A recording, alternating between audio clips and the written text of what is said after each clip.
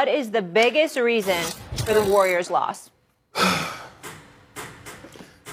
I'm going to do something a little bit different today. Okay. Oh no. We're going to a stand-up? Let me tell y'all something. Oh, no. I have a photo of these two individuals right here. I want to preface my comments by saying both of these dudes are going to the Hall of Fame. Both of these dudes are three-time champions. Both of these dudes have gone to 6 NBA Finals. As a coach here, as a player there, we know what Steve Kerr did as a player. We understand that. But I'm talking about as members of the Warriors. We know what they've done over the last 6 years. That doesn't mean a damn thing this morning. What the hell was that, Draymond?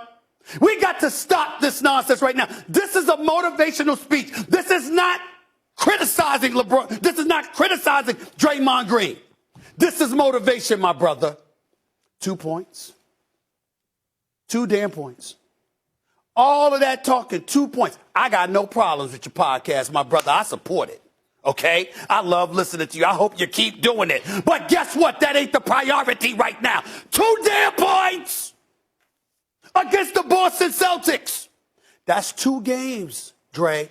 1 game you admitted you wasn't yourself, game 1. Game 3 last night, you said you played like you know what.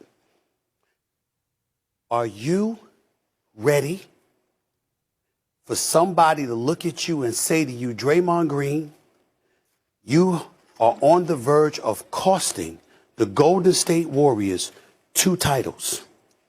When you lost in 2016, y'all win that series in 5 if you don't get suspended for the game because you accumulated too many technical fouls. That's 1 title. Now if you lose to Boston because game 1 you didn't show up, game 3 you didn't show up, that we can't rely on you to show up for more than 1 game at a time.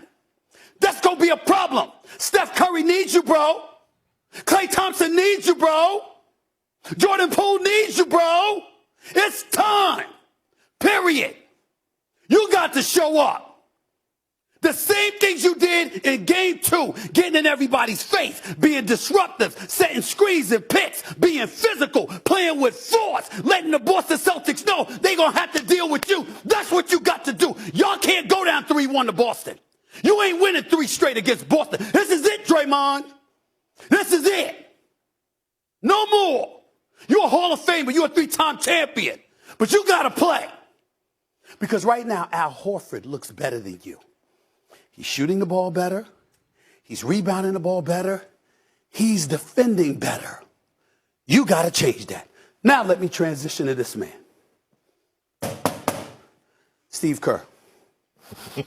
Don't break the monitor now. One of the top 15 coaches in the history of basketball.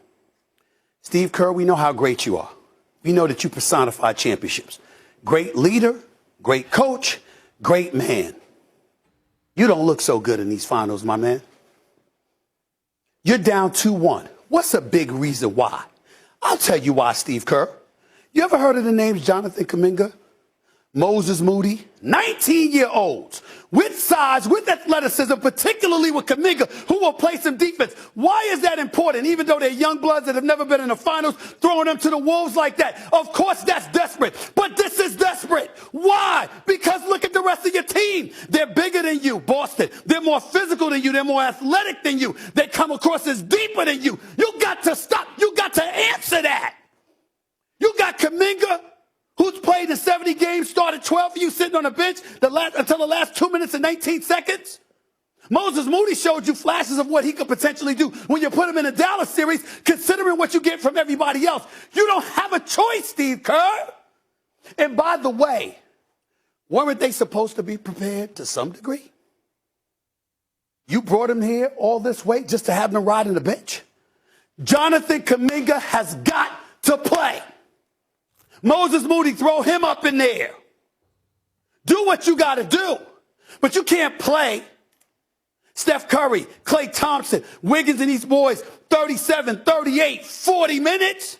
Not against this Boston team. You got to do something. The game 3 loss is on these 2 guys. And if you lose game 4, you're done. you're done. Floor is yours.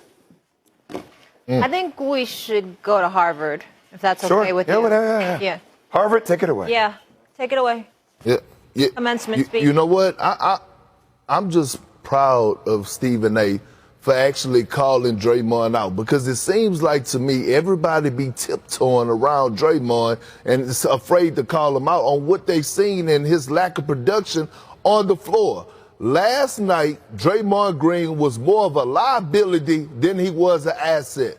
And I agree with Stephen A. At what point last night of the game do you say, you know what, let me try Kuminga? At least he's not scared. At least he's going to look at the basket. At least he's going to be aggressive offensively. At least I know he has the athleticism to protect the rim and be able to jump with Robert Williams, who's, by the way, playing on a 50% knee. At the end of the day, here's the thing, right?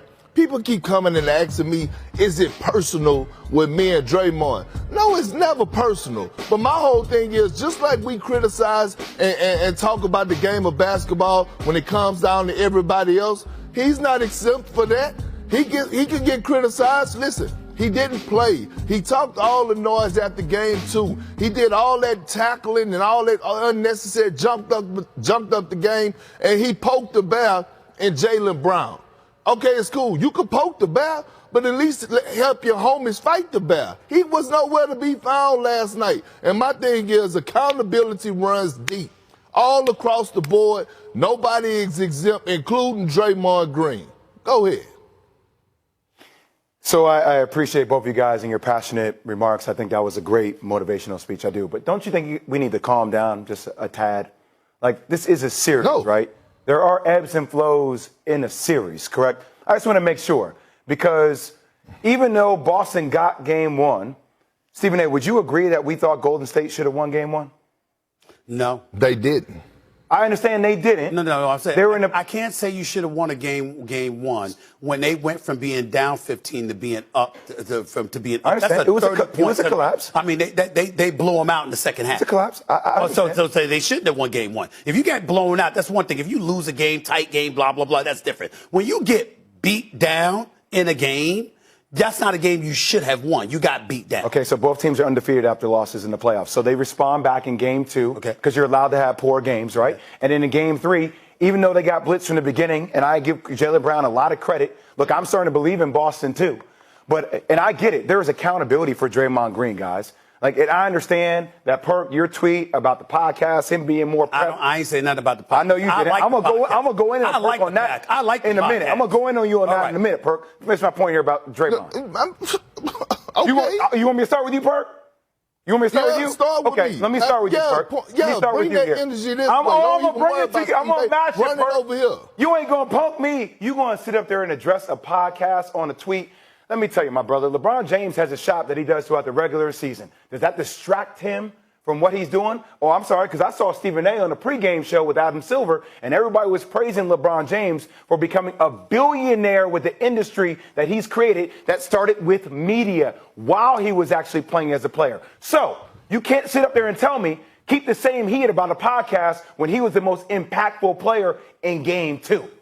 Keep it about that. Because he's done the podcast since November 15th of 2021, my man. It just didn't start a couple of months ago. He's been doing this for a while. So once again, I'm not condoning the poor game that he had, because he had a horrific game. He's owned it. But let's stop with all this. You can't have a podcast and participate and play basketball, and it's a distraction. And I love him. Isaiah Thomas went on a tangent about it too. And I'm like, come on, man. Like, these takes, they seem a little bit casual. They seem a little bit outdated. There was enough time in the day, Perk, if you allocated 8 hours to play basketball and another 8 hours for sleep and 2 hours for a podcast, it still leaves you 6 hours left in the course of the day. There's enough time you could do both, man. That's cool. That's cool. I'm not trying to hear all that. And I love how you try. And I love how you tried to move the goalposts so that it could fit your agenda to come on here and say what you had to say and address Isaiah Thomas instead of addressing what I said in the actual tweet. Not in that tweet did I say in that tweet that I tweeted out that Draymond Green shouldn't be doing the podcast? No, did I say he should? Did I say no? I said he was more prepped. More prep for his podcast than the actual game. What does that have to do with me? That didn't say nothing about me saying, Jay Will, he shouldn't be doing the podcast. But I like how you tried to twist the words up because you actually wanted to get that in. No. You wanted to push that narrative this morning, but you needed to point that energy at somebody else because I never said he shouldn't have did the podcast. I was saying he didn't look like he was prepared for the game last night. And what the eye test showed the world was he wasn't prepared for the game last night. He wasn't in his defensive rotations. He wasn't boxing out. He wasn't looking to be aggressive. He wasn't a Draymond Green. Hell, right now in this series, he has 15 total points in this series. He has 15 total fouls. You telling me you telling me he's focused? You telling me he's locked in? You telling me that's the Draymond Green that you know or the Draymond Green that the Warriors need at this moment to go out there and actually beat a Boston Celtic team who is deep and don't give a damn who you are? But Jay Will, I love how you tried to twist it up. Never once did I ever say that Draymond Green shouldn't have a podcast and be playing. Let me interject for one quick second. Kendric Perkins is absolutely right. He never once said that he shouldn't have the podcast, but he brought up the podcast, and I get your point. Go ahead and respond to what Perkins had to say. Perk, it takes one to know one because you just twisted the narrative. I never said that Draymond Green was bringing the kind of energy he needed to bring. I never came out and said I didn't back up his play last night at all. Did. Well, you just kind of did. I didn't say you did. Put words in my mouth. You spoke for me. What I'm saying, though, I said what I said. So go ahead. Perk, all I'm saying, I said what I said. Let him speak, Perk. Go ahead. Go ahead, Jay. Being prepped and executing are two different things. You're going to tell me Draymond Green wasn't prepped for the game? Come on. Can I chime in now? Let me chime in on that. Executing and playing hard, Stephen A. Time out. Let me chime in. Now that's nitpicking. I'm getting ready to answer it. Let me answer it. That's nitpicking, Jay. At the end of the day, if you're speaking about a game, you're talking about the performance. And based on the performance, you're surmising what a person was prepared to perform. Kendric Perkins brings up the fact that Draymond Green has 15 points and 15 fouls in the first 3 games of the NBA Finals. We all know that this man's a future Hall of Fame. He's a 3-time champion. Yes. We've seen Draymond Green play significantly better. He himself said that he played sorry. He himself said he wasn't ready to play the way he was supposed to play in Game 1, which is why he came out and performed in Game 2. So let's not be so literal, y'all, when we're taking every little word and go, all right, well, does that mean he wasn't prepared? No, your performance indicated that you wasn't ready because we know Draymond Green can play and should play much better than that. Can we all agree on that? Yes. That's all we're saying here. Yeah, we can. So we don't need to be so literal. That's all I'm trying to say. Let him go ahead, Stephen A. So when he finished, I could split his wig at the end. Go ahead. First of all, you don't want to split nobody's wig on this show and in life. Yeah, I am. Go ahead. Finish up. I am not sitting up here on national TV condoning the way Draymond Green has played. I am not. He said he played like bleep. He played like bleep last night. I saw it. There are a lot of other reasons as well on top of Draymond Green's play in which this team needs to be better. We should also ask questions about Jordan Poole, him averaging 19 points during the regular season, him averaging 10 points in the NBA Finals. I'm going to get to him. I'm going to get to him. And we can also talk about the way they targeted and they drove to the rim for the lack of size protection. So if we want to go into Steve Kerr and a little bit of the rotations, yes. I'm not making pick and roll for Steph Curry all day long. So you got to do something more than that. All I'm saying is it just felt like, Perk, you took the low-hanging fruit on being prepped. And when the guy addressed it from the beginning. He addressed it from the podium that he played like crap. Let me explain. Seemed like a casual explain to you. That's all I was saying. I'm gonna give you a championship. I'm gonna give you some championship knowledge and a guy that had played in 140 playoff games and 50-some game 7s. Let me explain something to you, Jay Will. Just at a different level, but I won one. But you didn't win one when you had to win 4 games in 4 games in a 7-game series. See, when you playing in the series, my brother, you have to be locked in. You have to be tunnel vision. Because listen, this is not the bubble. No disrespect to the Los Angeles Lakers, but you're traveling. Okay, so going into a hostile environment, having young players that are around you that are inexperienced, like Andrew Wiggins, like Jordan Poole, and you're Draymond Green and you're the heart and soul of that team, you have to have a different type of focus because it's not just about you. It's about the others that look up to you. And I have said this time and time again. Steph Curry is the best player on the team. Make no mistake about it. Steph Curry is the best player on the team. But when it comes to being the heart and soul of the team, that's Draymond Green. And if his energy and his focus is not there, it's going to affect the play of everybody else. Hold that thought. Let me chime in here. My diatribe was a motivational point. And let me throw myself on Front Street. We all know I've been with the Warriors all year. I want my pick to be right. Yeah, I ain't gonna front. I ain't gonna front. Your pick is not going to be right. Fine, Bob. I don't know about that. All I'm trying to say to you is this. I started off the season with the Warriors, and I refused to jump off the ship, even though I knew it was a challenging matchup for them because I've been saying that, okay? And what I'm thinking about, and when I look into that camera and I talk to Draymond Green, my point to Draymond Green is you know you could do better. And more importantly, you know you should do better.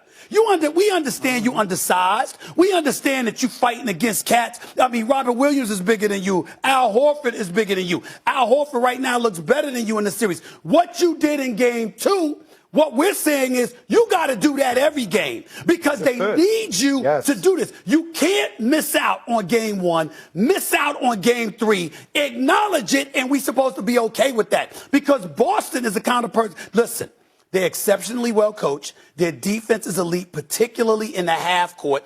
They're coming at you. They've got a 2-1 lead. They smell blood. They're wearing Steph Curry out. And right now we're looking at Steph Curry. Thank God Klay Thompson showed up. It's minimal help. You brought up Jordan Poole. He has come down to earth. I take back what I said about Lethal Weapon 3. It doesn't exist because that has not been Jordan Poole. So we got to throw that out. But we also need to point out Kendric Perkins is right on point in terms of his basketball analysis as it pertains to what he has thrown out, what we're seeing from Golden State. Some things you can't help, but the things you can help, because you're championship tested and you know better, there is no excuse for Steve Kerr not to have these young brothers at least ready to throw them in the fire. Take your chances. Try something. You get why he's so impassioned. I understand it. It's because he wants his pick to be right. I get it, but we have this intent. Well, Molly, I did acknowledge that. I did admit that. I didn't deny it. I didn't lie about it. No, I get it. All I'm saying is that we have this intensity like this damn series is over. No. It's not over.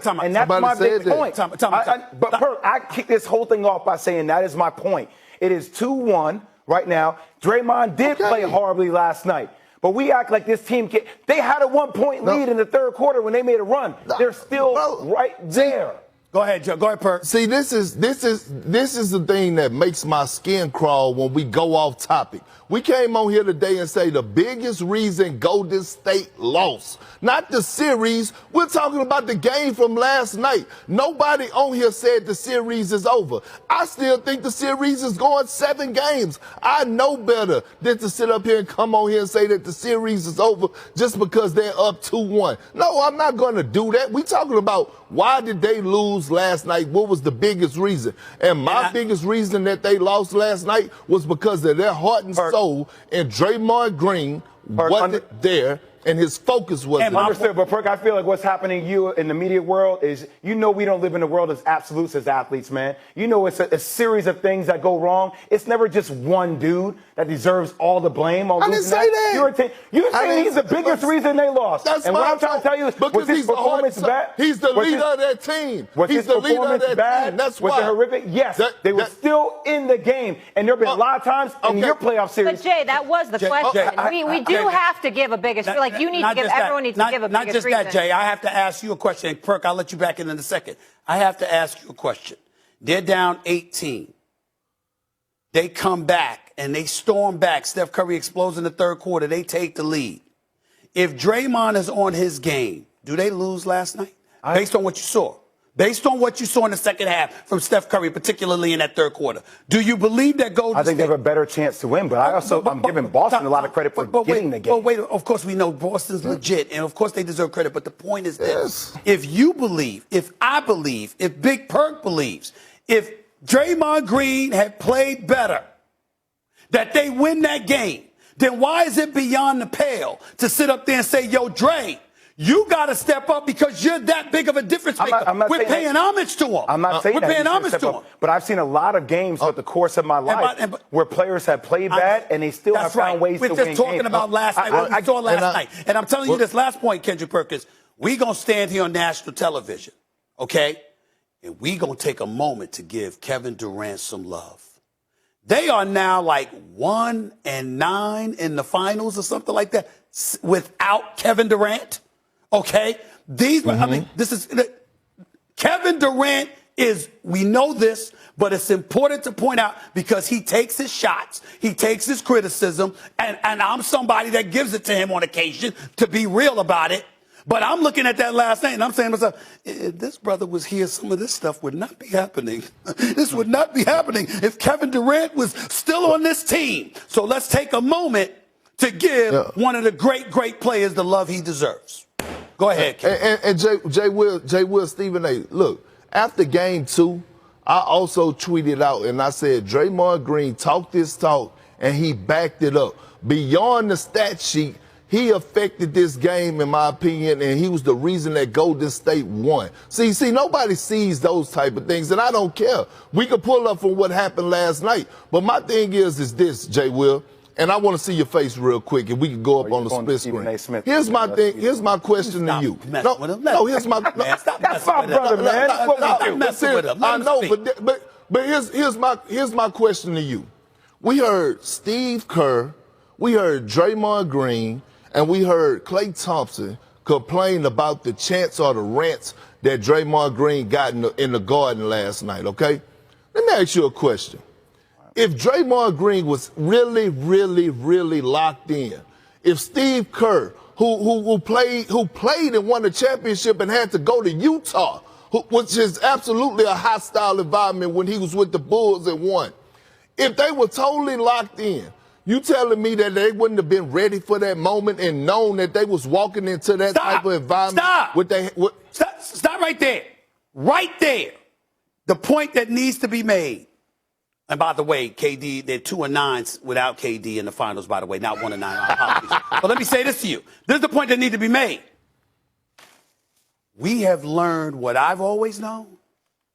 Cleveland is not Boston. I'm talking about the city. I'm talking about the fans. Draymond Green was talking a lot. He backed that bad boy up in game 2. I don't know whether you were there last night because I didn't see you. But we were there. You've been there before. Watch the whole game. TD, I'm just talking about being there in terms of that noise. It's another level. These are highly intelligent basketball fans who are rabid as hell. And Draymond might have bit off a little bit more. I don't think he did. I think he can handle it. But I do think he was thrown for a loop last night by Boston. I ain't talking about the team. I'm talking about the city. It's a different level. And you can't be a visitor and don't bring your game to Boston. Boston is a different animal, y'all. Wait, you think Dre was affected by the fans last night, his play? I'm telling you, Molly, to be in that environment with those fans, F. Draymond screaming, boom. He's experienced it all before, don't get me wrong. But there's no one like Boston. It's hard. You'll be hard-pressed to find a fan base more hostile towards its visitors than Boston. Philly's bad. Philly can get on you. Boston is a different level. You got to be ready. And they were not last night outside of Clay and Steph.